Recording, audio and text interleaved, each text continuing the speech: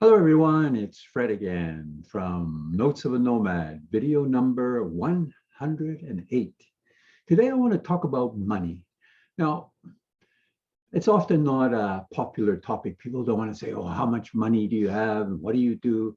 But I want to talk about my approach to money, and maybe my grandchildren may find this of interest, and my great-grandchildren and future descendants, and maybe some people today might find my approach to money of interest. I live very frugally. I've always have, even since I was a kid. People would say, "Oh, but you don't have any, you don't spend any money." Well, I've always been that way. Drove, I think sometimes my wife's crazy because I'd say, "Well, we don't need that." I have spent some money on some nice things. Had a Mercedes Benz once in South Africa, etc., and lived in a reasonable house.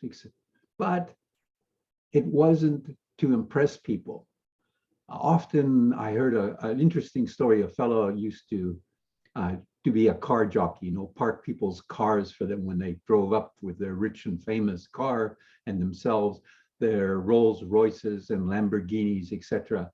And he realized that the cars were cool, but the people who drove them, they didn't impress him. It was the cars.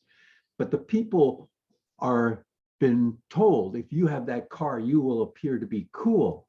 When you really think of it, it's the car that people are impressed with, not so much the person. Yet we are brainwashed, and that is, or marketed to buy things and we will be cool or happy or whatever it is. But things cause debt. I know people who have retired, who are my age, retired, and they still have debt. They still have mortgage, and they have to worry about where are we going to get enough money and what are we going to do. So that is the challenge of having all these things. And as you probably know, if you recall the video I did with my Chariot Charlie, my Toyota Corolla, there is 90 something percent of my items that I own. So I don't have many things. Biggest thing I lug around is my rowing machine. So things aren't important, but what does money do for me? Well, it offers two things: independence and autonomy. I don't have to get up in the morning and say, oh, I got to go to work to earn some money to pay the mortgage or the electricity bill or the internet bill or the gas bill or whatever. I don't have any of those bills. Where I am today, I'm in a house with 4 dogs, and the owner of those dogs pays the bills where I am.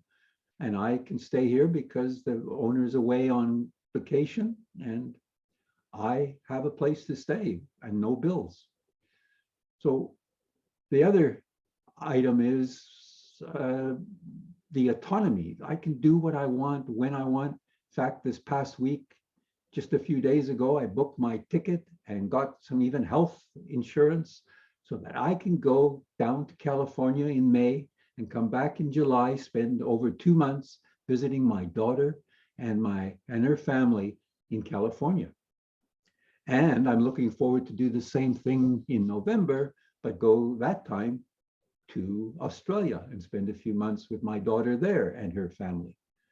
And that is why being frugal, in other words, just spending less money than you get in, it gives you the independence and the autonomy to get up in the morning and say, what do I want to do now? I don't have to worry about where the money is coming from, even though my pension, most people would not be able to live on it. I can live on it and save for these trips. So I do have some savings, but my objective is, why should I touch my savings when I don't have to?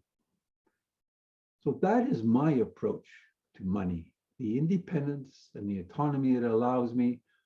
For another example is last week I went and had a meal with friends. The meal was a burger, etc. Cost $20. I gave the waitress, because she was so busy and overworked, a 50% tip. I can do that. I mean, I might be frugal, but I think she deserved a tip of $10 for my $20 meal. Why not? I have don't have to worry about it. So those are the sort of things that I feel my approach to money. I'm a relatively rich person because I have more money coming in than I spend. So with that, I will say adios, au revoir, wishing you, your family, and friends lots of love and laughter. Bye for now. Till next time, from Fred and Notes of a Nomad.